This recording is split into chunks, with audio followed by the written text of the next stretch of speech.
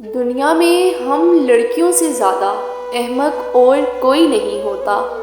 खुशफहमी का आगाज़ और इंजाम हम पर ही होता है।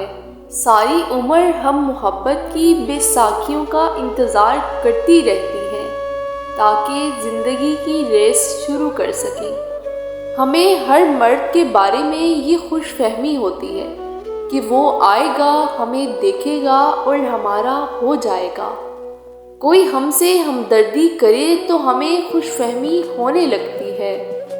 कोई हमें सिराहे तो वो हमें अपनी मुट्ठी में कैद नज़र आने लगता है। कोई हमारे साथ वक्त गुजारे तो हमारे होशो हवास ठिकाने पर नहीं रहते। उम्र का ये ख्याल है मुझ में मैच्योरिटी नहीं है, ये तो किसी लड़की में भी नहीं होती। क्या कभी लड़कियां भी मैच्योर होती हैं?